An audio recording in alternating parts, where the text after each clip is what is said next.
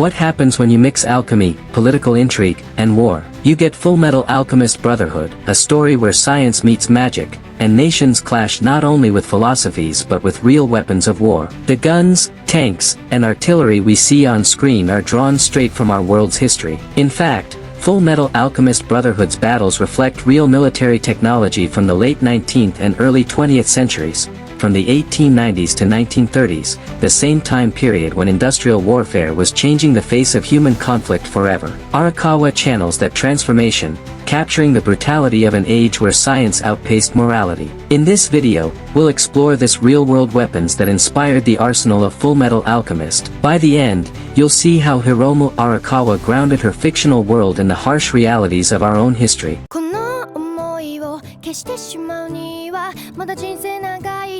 Let's start with the most common weapon in Fullmetal Alchemist, pistols. The FN Model 1910, a compact semi-automatic designed by John Browning, serves as the standard sidearm of Amestrian soldiers and military police. Chambered in .45 caliber, it's sleek, reliable, and deadly. Its most iconic user is, of course, Riza Hawkeye, who carries two with terrifying precision. Lieutenant Jean Havoc uses one to fend off an attack by the soulless body of Barry the Chopper, but has the weapon stovepipe on him. Winry Rockbell picks up one of these from a slain MP and holds it on Scar when she discovers that Scar was the one who killed her parents while they were treating wounded Ishvalans during the war, but end up discarding it, unable to bring herself to fire. When 2nd Lieutenant Ross is questioned about the murder of Maze Hughes, the officer conducting the questioning mentions that the pistol uses .45 caliber ammunition. But this choice is more than aesthetic. The real FN 1910, designed by John Browning, is historically infamous. Its 7.65mm version was used to assassinate Archduke Franz Ferdinand in 1914,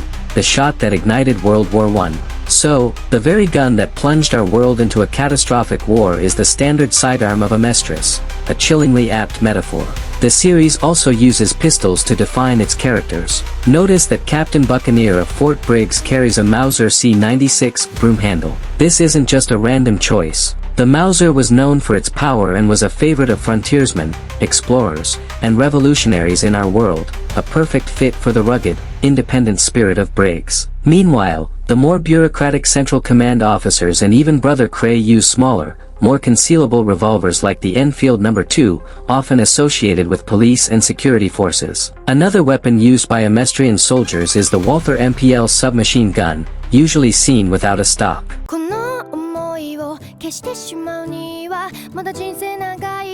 The standard issue rifle for modern Amestrian soldiers resembles the American M14, a mid-20th century design, although with different trigger guard and magazine design. In flashbacks to the Ishvalan War, both sides are seen using the Mosin-Nagant M91/30, a Russian Imperial bolt-action rifle. This is a subtle but brilliant historical touch. It suggests that the Amestrian military was in a period of transition during the war, using older stockpiled weapons, and that the Ishvalans captured theirs from fallen soldiers, a common reality in guerrilla warfare. The weapons are incorrectly shown firing in semi-auto, as the bolt is not cycled between shots. And for the sharpshooters, nothing beats the German Karabiner 98K. When Lieutenant Hawkeye takes her shot from the bell tower, she's using a weapon that defined military sniping in its era. The show even gets the details right, showing her with the correct ZF-41 scope, a medium-range optic used by German marksmen. The prevalence of bolt-action rifles reflects a transitional period, when warfare relied on accuracy and discipline before giving way to the industrial chaos of automatic fire. The choice fits the anime's timeline, set in an early industrial Europe analog, around the late 1800s to early 1900, making the world of Fullmetal Alchemist feel authentic despite the existence of alchemy.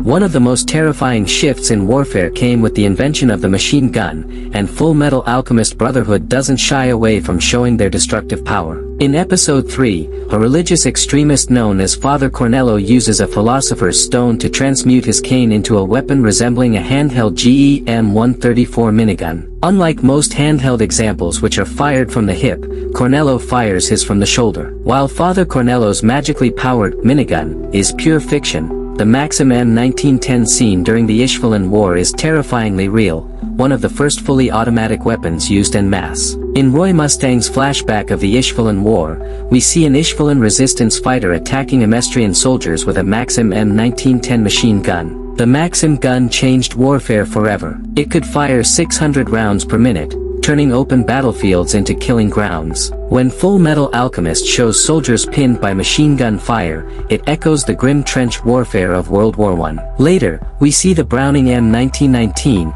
a more modern, mobile machine gun used by Briggs soldiers. This shows the technological progression of Amestris from the war to the present day. A pair of these weapons are seen being commandeered by soldiers from Briggs when attempting to fend off Central soldiers trying to retake the command center, and several more are seen being fired against Father later on. One can also be seen bow-mounted in a tank operated by Briggs soldiers, the gunner using it in a futile attempt to engage Führer King Bradley when he attacks the tank. But even the machine gun's deadly rain wasn't enough. To break entrenched enemies, armies turned to something even more devastating: artillery.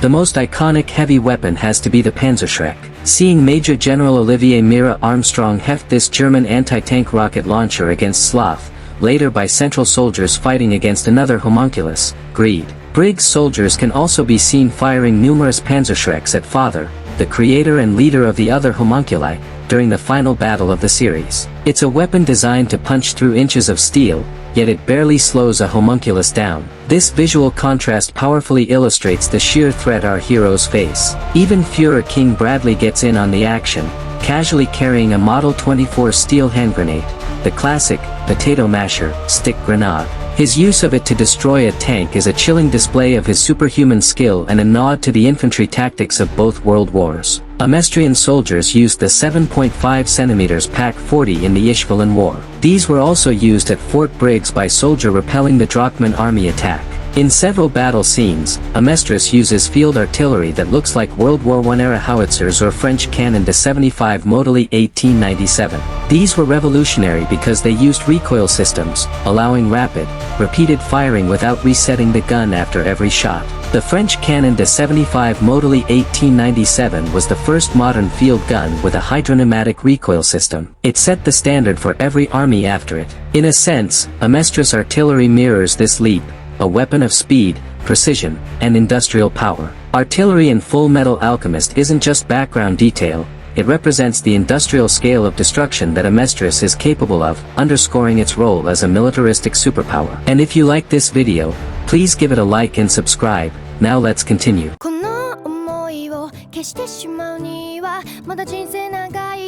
Now we move from handheld steel to rolling fortresses, the tanks of Amestris. Their design is a love letter to early 20th century engineering. The tank featured in Fullmetal Alchemist never received an official designation, but fans commonly refer to it as the Briggs tank. In the old 2003 Fullmetal Alchemist adaptation, a similar vehicle appears under the name Battle Tank, a designation originating from a trading card game. The Briggs tank makes its first on-screen appearance in Brotherhood's episode 34, during a scene set inside a construction facility at Fort Briggs, where several tanks are shown in production. The tank's design appears to draw from several real-world inspirations. The most prominent influence is the German Panzer IV, reflected in the angled frontal hull and the co-driver's vision slit placement. The rear exhausts resemble those of the British Centurion, while the side skirts once again echo the Panzer IV design. Interestingly, its suspension system doesn't match either the Panzer IV or the interleaved road wheels seen on other German tanks. The turret also seems to combine multiple influences. Its overall shape and the placement of its vision ports are reminiscent of the VK 30.01H prototype, while the hatch arrangement mirrors that of a Tiger. The commander's cupola, though fairly generic, fits the layout of a late-model Tiger I cupola. The tank's main armament is never officially identified, but clues from the anime suggest it could be derived from the 7.5 cm Pak-40 anti-tank gun, which appears several times throughout the series. The Briggs tank saw its first combat test during the winter of 1914, when the homunculus Sloth accidentally breached Fort Briggs from underground. Its second notable deployment occurred during Colonel Roy Mustang's coup d'état in the spring of 1915, when Briggs and Eastern forces joined Mustang in his campaign to overthrow Führer King Bradley in Central City. Arakawa fuses these designs to make Amestris feel like it's standing on the brink of a world war. These tanks were revolutionary in real history. Before tanks, barbed wire and machine guns made trench assaults nearly impossible. Tanks were invented to break that stalemate, moving across trenches and providing mobile firepower. In Fullmetal Alchemist, tanks served the same function, overwhelming infantry and fortifications with sheer armor and cannon fire. Their inclusion shows how far Amestris has industrialized. Mixing industrial warfare with alchemy, alchemy becomes the superweapon, but the backbone of the military is still built on real-world technology.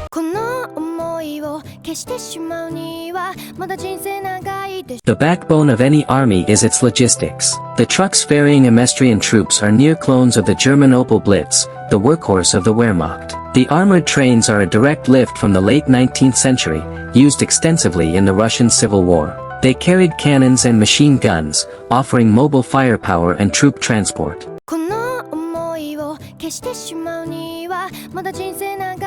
So, while Fullmetal Alchemist Brotherhood is rightly celebrated for its deep philosophy and emotional story, its commitment to historical authenticity is a silent pillar of its world building. Hiromu Arakawa didn't just pick cool-looking guns. She curated an arsenal from the 1890s to the 1940s to create a military aesthetic that feels both familiar and uniquely Amestrian. The rifles of World War I, the Maxim gun, the early tanks, the artillery, and even the armored trains, all of these details ground the story in a world that feels familiar. It's a reminder that Arakawa wasn't just telling a fantasy story, she was reflecting on the real horrors of industrial warfare and how they collide with human ambition. Just as the Philosopher's Stone is built on human sacrifice, so too was industrial war, powered by human ambition, ingenuity, and suffering. And in the end, maybe that's why Brotherhood resonates so deeply. Because beneath the magic, the world of Fullmetal Alchemist looks uncomfortably like our own. Thanks for watching. If you enjoyed this breakdown of real-world weapons in Fullmetal Alchemist Brotherhood,